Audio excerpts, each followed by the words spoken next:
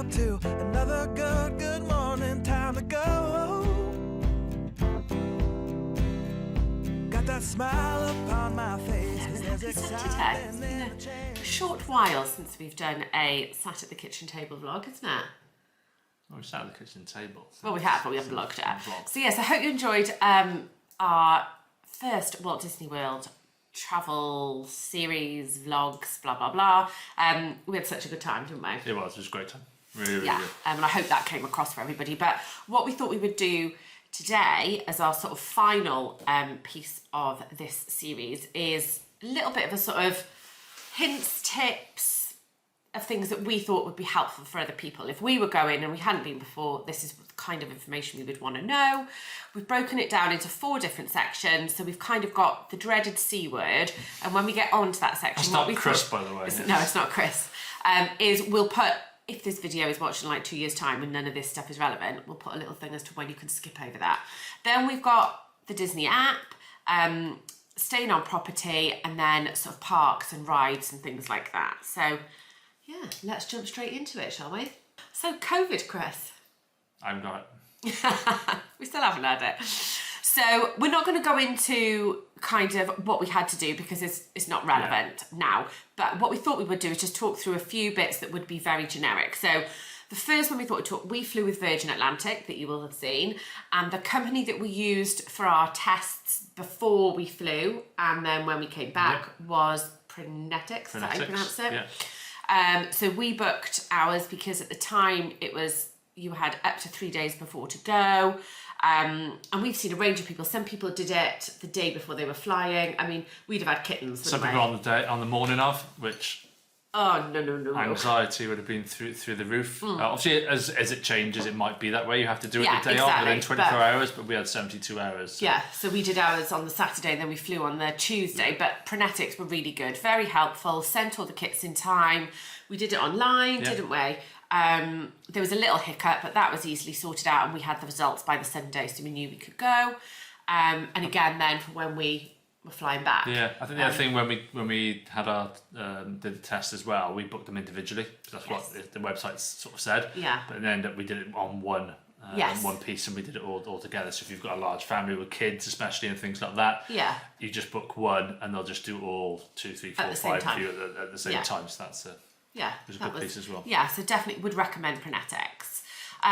From that then, obviously you have to take a lot of paperwork with you these days. You've obviously got to take your ESTA and all that stuff if you always had to. But the one thing for us, and again, we've seen different vlogs do different things.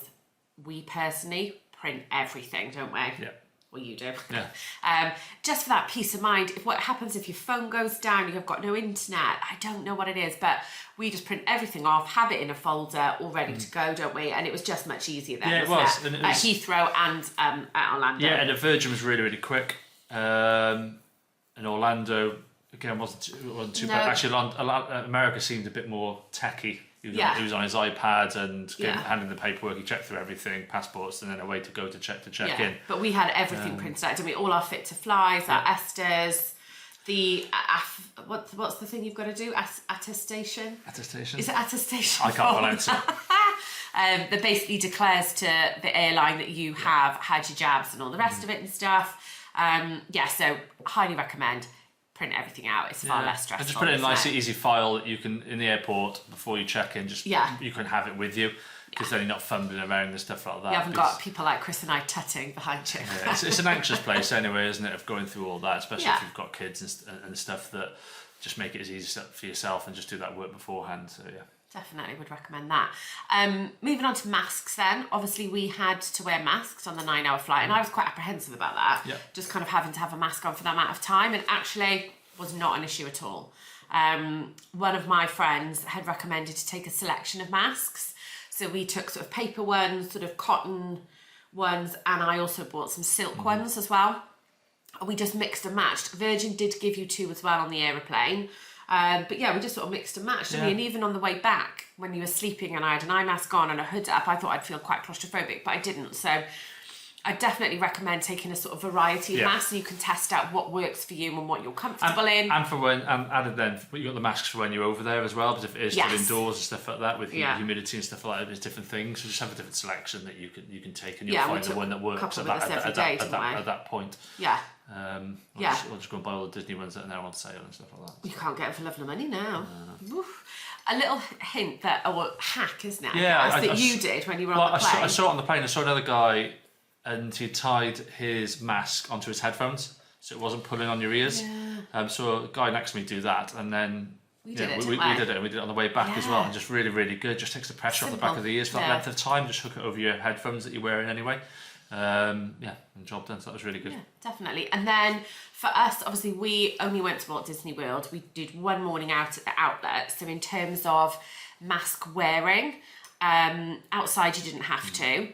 But you did still see some people wearing them. We never felt uncomfortable enough outside to have to wear them, even when we were stood in amongst the fireworks and stuff, did we? Yeah. But indoors, Disney are 100% strict, aren't they? You have to have it. Everybody over 2 has to be wearing a mask, and even in the Lion King shows and all the rest of it, we would see people going up. So don't think that if you're exempt in this country, it'll work out there, because I would say it's not. And we found it. It seemed, and there's going to be different stages and things like that, but I think masks going to go for at least another few months and stuff like that. For, wherever you're travelling, that the US seemed really good on it. Back in November, they were spot on, I think, and probably better than the UK at that time. Yeah.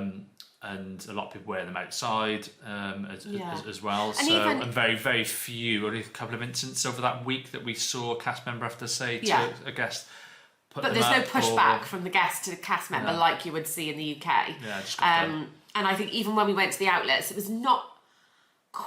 To be fair though, most people had them on in the outlets, didn't they, and stuff as well. So yeah, we definitely felt safe. If you've heard rumours that the States aren't wearing them and all the rest of it, not true. They were really good. At no point did I feel unsafe compared to how I have done in this country, because we live in Wales, where it's different rules to England, and we sometimes find going out in England when we haven't got to wear masks, especially now that they've relaxed it again, really uncomfortable compared to where we are over in Wales. So so for us, I think we felt more than comfortable. Yeah, and I think that whole piece is different for different people, and we've just seen different vloggers now that have done their trips and bits and pieces and had concerns of Magic Kingdom being busy and leaving and stuff like that. They felt uncomfortable, and it really, really is down to the individual how you feel. It's very personal, isn't it? But I mean, we were in Magic Kingdom on Thanksgiving, which you're probably not going to get much busier than that. And even walking around there, it was busy, but I never felt unsafe. No. I felt there was an issue or anything like that. You could move yourself away if you needed to, and no problem that way. So, but it's down to the individual at the end of the day. Yeah, definitely. And that's how COVID rounds up, isn't it? I feel like Newsnight. Thanks for watching. Moving on to the app. Yes. Which is called My Disney Experience. Yeah, My Disney Experience. And there's so much about this, and we'll just give you our version of our thoughts of what we did, how we used it, or how we didn't use it. Yeah. And go from there, really. Yeah. But there's so much out there, and so much bad stuff, I personally think. Yeah. That's quite... But we found it... clickbaity. Yes. Overall, I would say we found it really helpful, didn't we? We did. So for those of you that haven't sort of looked at it or used it as yet, you've got the My Disney app, haven't you? Which... is the overall everything is held and in everyone that. should have. You should have that. It's got all your tickets on there. It's got all your information. You should have that. It's just a massive, massive benefit. So, definitely. Within that, then you've got different layers, haven't you? Yeah. So you've got within the My Disney app, you've got Genie, haven't you? Yeah. Which is now Chris is better at this, but I'm going to try and explain it. This is where you can put in your preferences of what you want to do in that park on that day, and it will then give you a suggested list, won't it? Yep. Of what you could do based on that day's wait times. It will show you wait times, won't it? And we use that all the time. It will do, yeah. So you could put in there, I want to eat at I like Casey's Corner. Yeah, if you're in Magic Kingdom, I want to do Big Thunder, I want to see a princess. I like princesses and stuff like that. If you've got the kids with you, or if you've got adults with you, and stuff like that as well. And then it'll give you a bit of an itinerary throughout the day of where they think there's low wait times, average wait times, and it'll sort of guide you through the day using their AI AI stuff, which will only get better as this is rolled out and stuff. So like there's that layer. Then you go into Genie Plus. Now this is where you start spending money. So Genie Plus is £15 per person per day, regardless. $15. Sorry, dollars per day, regardless of your age, isn't it? So that's $15 per day, and that's a selection of rides. It's up to how many rides does Disney Plus? We'll put that in. Genie Plus include. I can't remember, but we'll put that in the comments here. For Genie Plus is all rides less 2 from each park.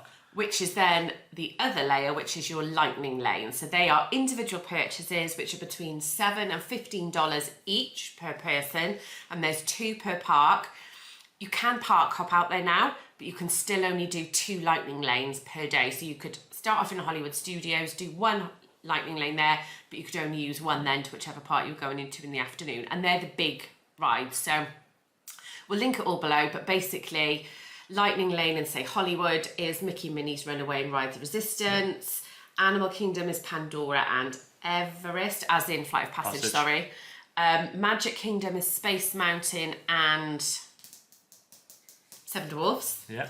And Epcot is Frozen and Test Track. Yeah, so they're the ones, and again, it varies. The price, $7 to $15, depends on the day of the week, the crowds, as you would do normal sort of pricing and things like that. But I will say, with all this, keep an eye on everything because it's changing all the time. Yeah. So on Genie Plus now, meet and greets have now been added. Yes. So now you can pre-book a slot for a meet and greet with a princess or a character or something like that. Yeah. So I believe there's about 5 or 6 at the moment. So this will change and continue to change. Yeah. So just keep an eye on it and do your own research at the time. Yeah. We found Chris follows Chris in Florida. Chris Lost in Florida. Chris Lost in Florida, and we'll link his account below because you found his was the best blog on using this. So our experience of using it, wasn't it, is we used the My Disney Experience app every day, didn't we? Every day, 24 hours a day. Yeah. Because you're always looking for changes and stuff like that. So people do comment that everyone's walking around with their head in their phones. That's not true. I don't think. Number one, that's life anyway. If anybody's got teenagers and stuff like that, heads are in phones and stuff like that. Even adults, you're on your phone. That's just the way the world is now. But you don't need to. All you're doing is having a quick check if something's changed, what wait times may be, if a dining reservation has suddenly come available that you were looking for, something like that. Yeah, you might check it in the morning. It's not your head down all the time. It doesn't spoil anything enjoyment of the parks and what you're seeing and what you're interested in and what you're feeling. And I think that depends on how you use it. So we use the Disney Experience app, most definitely. We didn't do the Genie in terms of them suggesting what we wanted to do, and we'll come on to kind of how we planned our days and things like that. We didn't use Genie Plus once, so we didn't spend the $15 per day per person at all. Our thoughts on that, we are going back in May, and there's 5 of us going back in May, isn't there? I think we potentially might look at it for Magic Kingdom with the volume of rides that park has, and some of the wait times that some of those can have. And also at Magic Kingdom, there's far more choice. Yeah. So within the Genie Plus, there's far more selection. Yeah. Whereas you might only at Animal Kingdom. Yeah, there's like 8 rides. Six to eight rides that you're going to have a go at. So value for money and the chances of getting on those 6 to 8 rides is slimmer anyway. So is it worth that money? Whereas Magic Kingdom, there's tens and tens of rides and character meets now you can get onto and stuff like that. So it's probably worth it. Yeah, which is another reason why, because now a lot of the UK ticket companies, Florida Ticks, attraction tickets and things like those, the ultimate ticket, which is now called the Magic ticket. Yeah, they will now add on this Genie Plus, won't they, for is it £6-7 per person? Yeah. So it's a discount before you go and you get it added on to all 14 days. Now we've watched a couple of other vloggers where they've said, and the same for us, we wouldn't pre-purchase that and spend that amount of money per person because A, I just don't think you need it, and B, it's you don't know. It may be that actually that day is quite quiet and the ride times are no issue. So we will probably buy it. Yeah, you're adding on £80-ish per person. So a family of 4, you're going to add on another £320. Yeah, it's a lot. There's a different way of spending £320 to probably get the same, if not a better experience. Yeah, definitely. Lightning Lane now, which is the $7 to $15 ride, we definitely used. We used it for Rise of the Resistance, and we used it for Flight of Passage, didn't we? Yeah. And we would use that again in May, and I think we probably will try and use that. Yeah, for those flagship rides, which those two are across the four parks, the ones that if you've got the My Disney Experience app and you're looking at wait times and that type of thing, they'll always flag 100 minutes plus from opening time. Yeah. Those two are the ones we would definitely use it for, and may look at others depending on the day and the situation and things like that as well. Also, and again, we'll come on to staying on property. You get a benefit by staying on property because you can book your Lightning Lanes earlier. Yeah.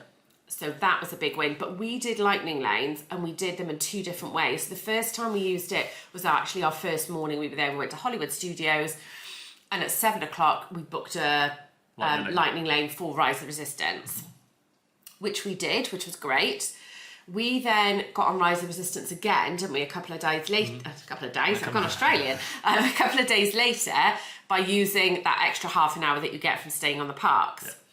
When we used it in Animal Kingdom, we did it the other way round, didn't we? We got up and we were in Animal Kingdom horrendously early, if you've watched that vlog. Yeah, and the animals weren't even up. No. We used the extra half an hour to get in, and we were the first ride of the day, weren't we, on Flight of Passage? But as soon as we came off that, we were like, we want to get on it again, so we used a Lightning Lane to purchase that. But to give you an idea, that was probably, we got off that ride and decided to do that 8 o'clock in the morning. Yeah. The next Lightning Lane available was 5:30 at night. So if you are wanting to do Lightning Lanes and you're not staying on property, it's going to be later on in the day, isn't it? Yeah.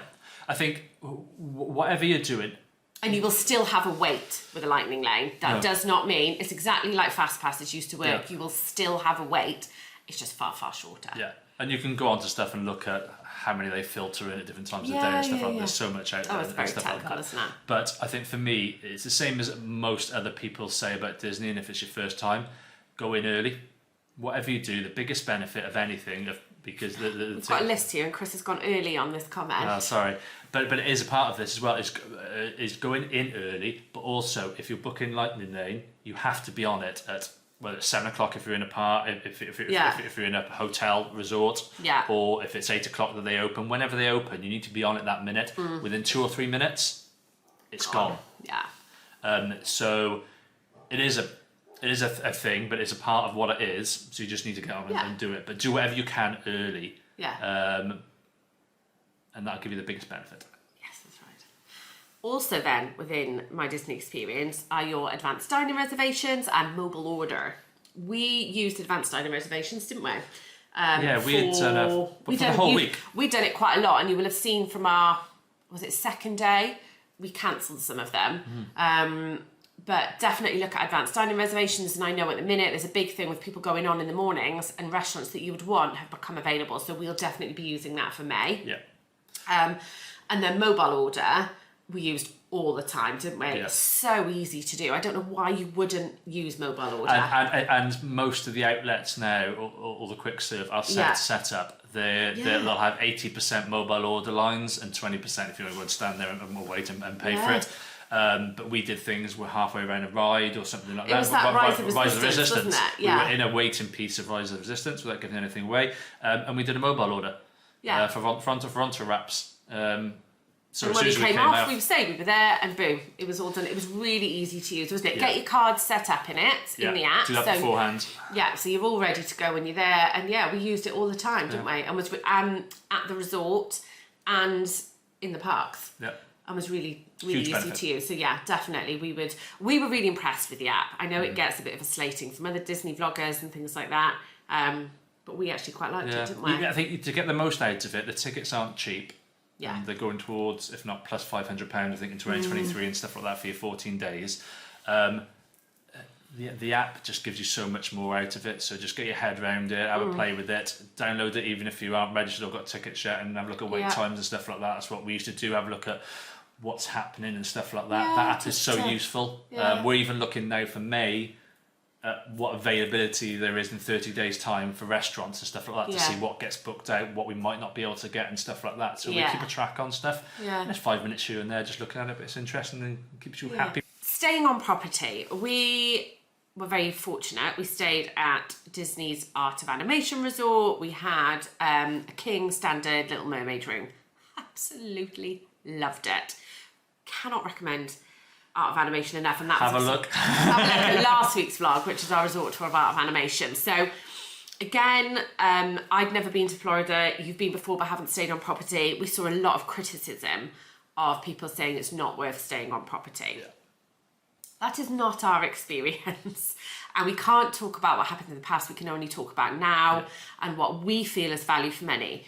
If you haven't watched us before, we do both work in hotels and hospitality. So we like to think we've got quite a good idea of what we think price-wise is worth it. So for us, when we stayed in Art of Animation, the benefits for us were the half an hour extra in the morning across every park.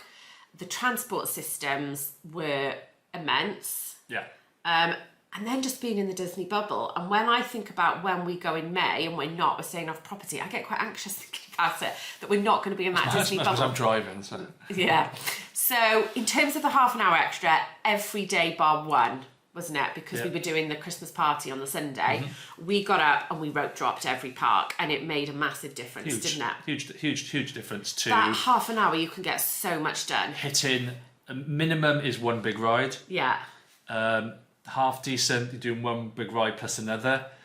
I mean, that morning in Hollywood, the morning in Hollywood, we'd done Runaway and Rise of Resistance. The second time. No, we did Runaway, Rise of Resistance, and the other Toy Story ride. When? No, sorry, Runaway, Slinky, and... No, we didn't. You're getting your Hollywood days confused. He's getting his Hollywood days confused. No, so when the first morning we did it, Slinky was down, so we did Toy Story Mania. Yes. Then we did Slinky, then we did Millennium Falcon, then we did Rise of Resistance. All before... 10? Yeah, tops. Second morning, we did Mickey and Minnie's Runaway, and then we snuck on Rise of Resistance for the second time. Yes. And then we mobile ordered and had our Ronto wrap. Boom. Thank you. There you go. So huge benefit. Yeah, I mean, the morning in Animal Kingdom, we rope dropped and did Flight of Passage, rebooked the other one. We did River Navi River Journey. I never got that one right. Then we did Safari. Yeah. And that was all before 10. Yeah, probably not. If not earlier, because 9 Animal Kingdom's so much earlier. Epcot, we did Frozen and stuff. It is definitely worth it. I think when we go in May, obviously we don't have that. But we will still going to get up and go in earlier. Just because it makes such a difference. So yeah, that half an hour extra for us was really useful. Transport, huge difference. Art of Animation, Pop Century, Caribbean Beach, Riviera, at the hotels and sort of DVC resorts that are on the Skyliner route, they're amazing. That is just... I could not get over how good the Skyliner is and how easy it is to get on, the systems they have in place for loading. I think all of those resorts will go up in price because of the Skyliner. Yeah. I mean, buses were very good. They were there every 20 minutes, like clockwork. Yeah. You know... Everything was. Magic Kingdom wise, you don't even, because you were quite surprised, weren't you? Because when we arrived at Magic Kingdom, you thought we were going to have to go over on the ferry boat or the monorail. Yeah, I didn't know where the bus went in. So. It skips that, so you're straight at the gate. Yeah. And even at, when we left the Christmas party, at 1:30 in the morning, bus was there, getting back and forth to Disney Springs. It just is such a benefit. I just, when you look at the cost of cars, and I know to be something that you would say, isn't it? So number one, you've got parking, which is $27. It's got a terrible habit of leaning forward and then we go out of focus. So $25 a day for parking, so you've got to add that up. The cost of cars is spiralling up, as we know for May, although we've got a good deal for May. And you add all that cost up and things like that. And then I look at it, as we said about the hotel piece, look at it actually, the cost to run all that transport. Oh, it's huge. For 12 to 16 hours a day is massive. Yeah. So when people say the cost of a Disney resort, yes, it is Oh, £400 per person for a fortnight more than a Universal property. Yeah, because we're pricing up 2023 at the moment, desperate to get back out there again next year, and we're looking between a Universal hotel and a Disney, marked increase that you cannot get away from. £400 per person. Yeah. But the cost of transport within Disney is a substantial part of that. Yeah. And that's what I think bugs me about when people say cost of a Disney resort. Yeah. The benefits are there that we're going through. Yeah. Just the cost of the labour and everything else for the transport is massive. Yeah, you know, every resort is absolutely immaculate. Cast members are great. I thought it was seamless, I really did. I understand that the Magical Express isn't running anymore, and we were very lucky to get that. But from what I've seen, the Mia services, and there was, I think it was like a Sunshine or something like that, somebody else mentioned about the other day. Very good again. Or you take an Uber or whoever you're going with, there's transport options there as well. They're not huge compared to the whole holiday. So it has gone, it was a benefit. Yeah. But not the biggest thing at all. No. And I think when you're looking at that half an hour compared to if you're going to pay £15 a day for Genie Plus, that's another set of money as well, isn't it? So what I would say in terms of the resorts, there are some changes I think that people haven't had before. I think probably one of the biggest ones is around sort of housekeeping for the bedrooms and things like that. It's not done every day anymore, and that's standard across the globe, I would say. Certainly don't do it in my hotel anymore. We found that towels were replenished every 2 days. Yeah. Bedding wasn't replenished the whole time we were there. I don't wash our sheets more than once a week, so... I think you could if you requested it. They would come and do it, but I just don't think it was necessary. And I think the other thing with this I saw on someone else's vlog was that they weren't told about that. But I got it all through the app saying, and you could actually choose if you wanted to or you didn't want to, or you could say, no, actually I don't want anybody into my bedroom for the whole 7 days if you are concerned, and we're still in COVID times. So those options were there, and it was explained to you, so I've got no problem with how that was, and no problem at all. Plenty of towels. Beds change, bins change at the same time, if needed. I think for us, I think our only problem with staying on resort, and this might apply to some people watching this, is we are what we would call a blended family. We're not a 2.4 family. Chris and I have both got 2 kids, not together obviously, that makes 4 kids in total. So we would look to go, Chris, I and my 2 kids next summer. Erin will be 15 by then, Liam will be 7. And Disney has a marked difference between their standard rooms, which are 2 double beds, which for us probably just doesn't work from a getting ready, showered, all that type of thing. It's just not comfortable for everybody.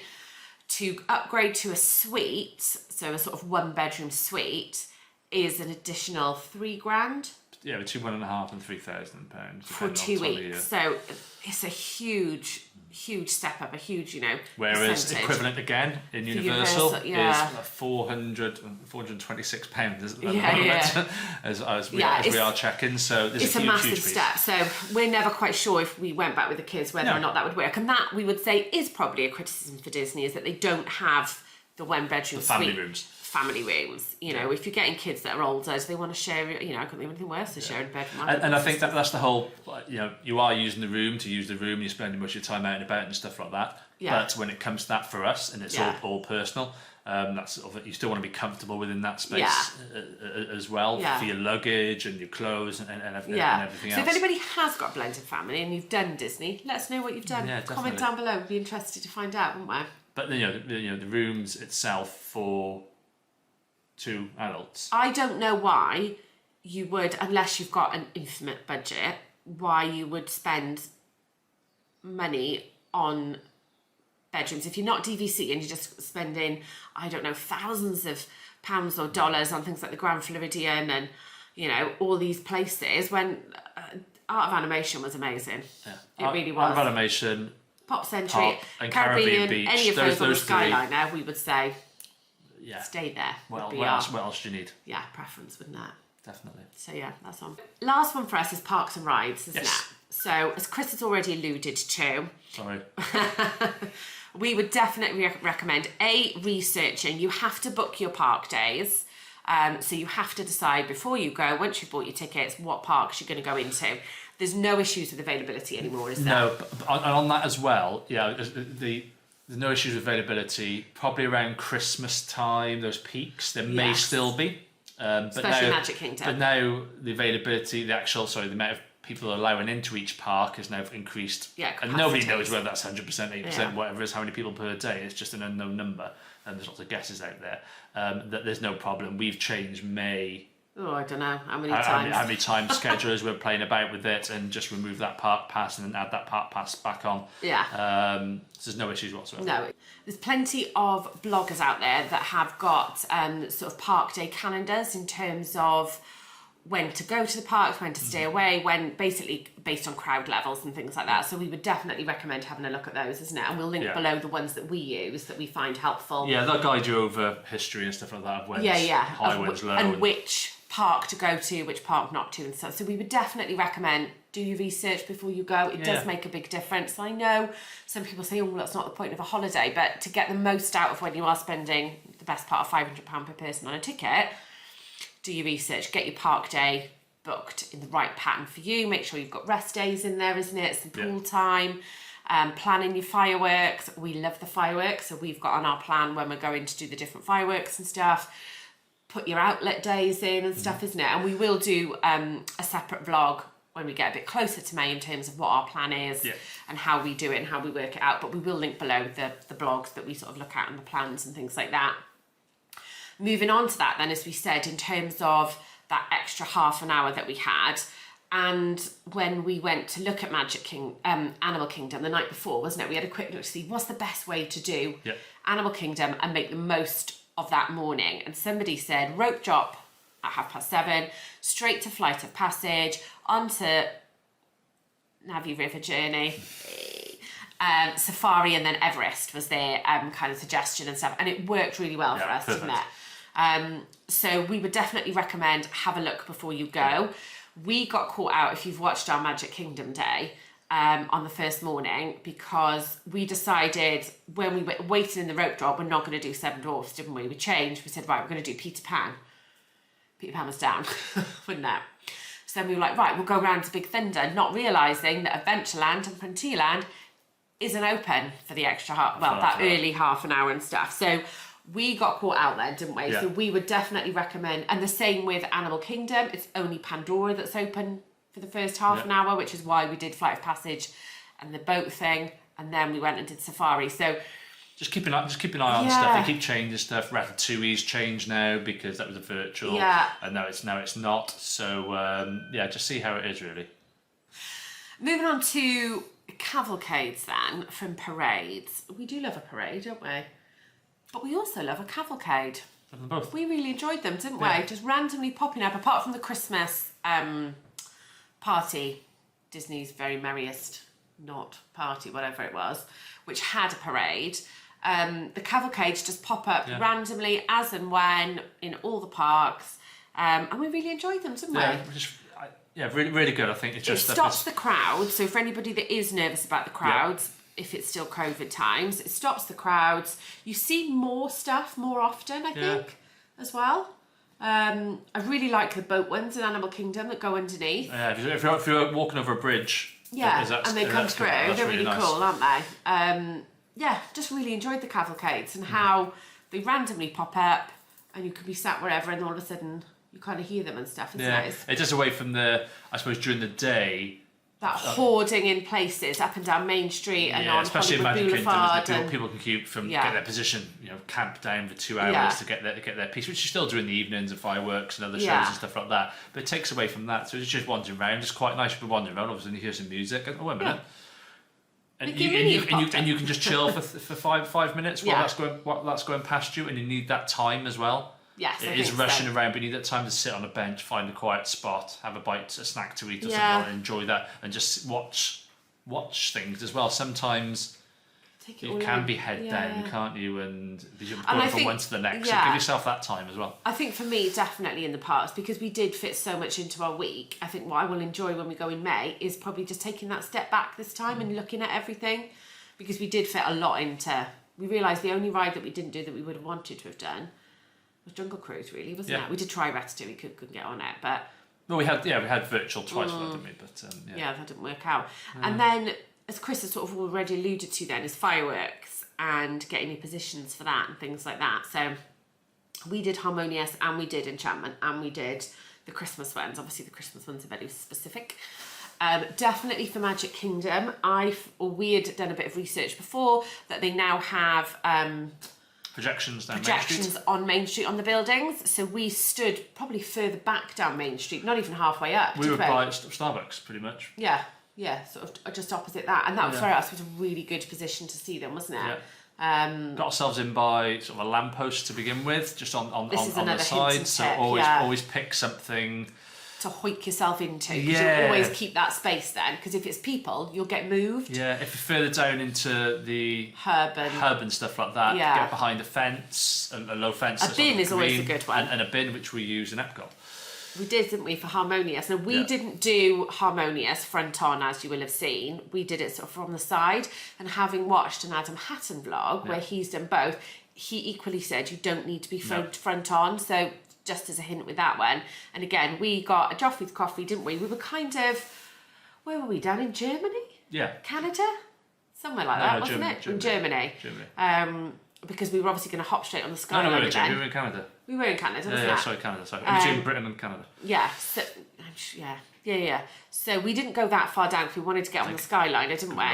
Yeah, because we were heading out of World Showcase exit that night on the Skyliner back to the animation, so we wanted to be up that corner anyway for leaving. But as you will have seen from our vlog, it was a great location to watch it from. Got ourselves a coffee and a hot chocolate, used the bin. Yeah, had really a fence good. in front of us, which then had a little lawn area, and then another fence where people stood, so there wasn't anybody right in front of you.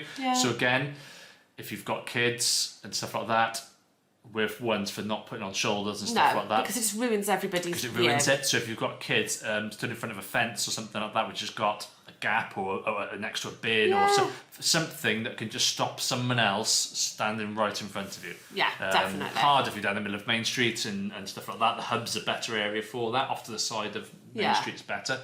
But just try and find something. And we didn't turn up ridiculously. You know, we weren't camped out an hour, 2 hours before. None of that shenanigans. I think we were. I'm not up for that. I think Harmonious. You were getting coffees. Yeah, so maybe 15, I went over 20 minutes. and perched where we perched, and I think 20 minutes. Yeah, and then Enchantment, I think maybe again 15, 20 minutes because we did a couple of photos and stuff, didn't we?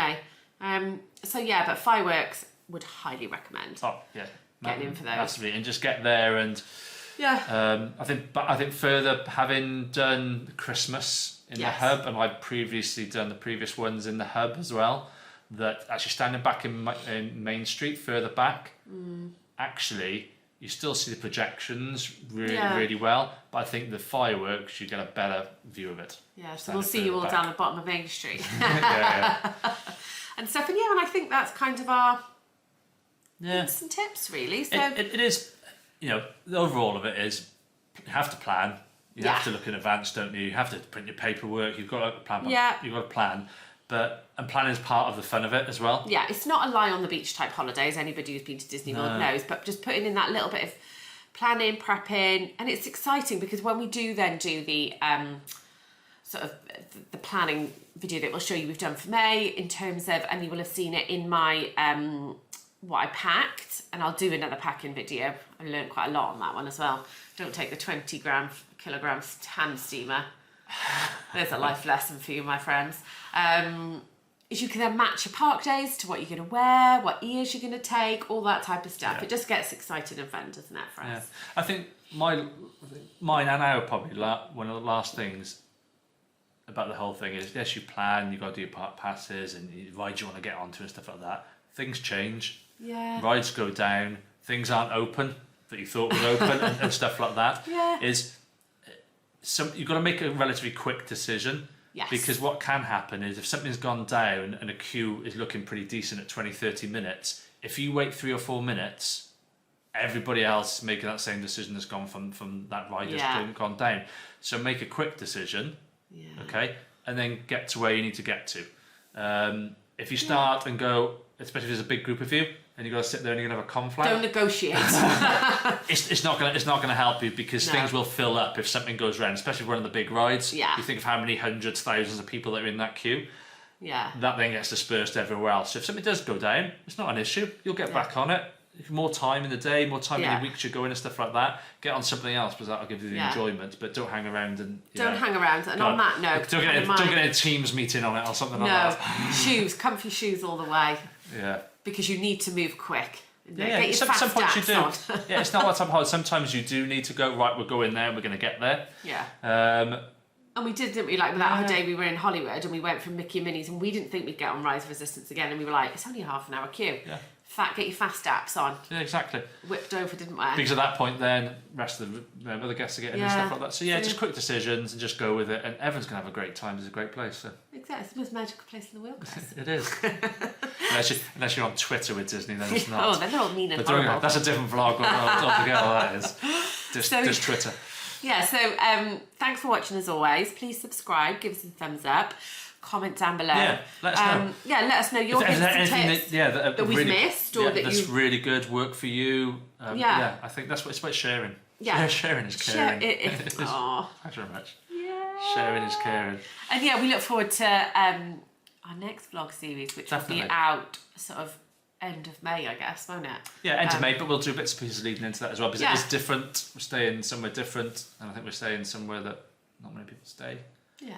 So yeah, we're doing it, and we're flying with TUI out of Bristol into Melbourne, which is a bit different as well. We're not doing Virgin, so yeah, it's going to be a great travel series, that one, and there's more of us. So. The anxiety levels going up already. So thanks for watching, guys. As I say, comment down below, subscribe, give us a thumbs up, and we'll see you very soon. Take care.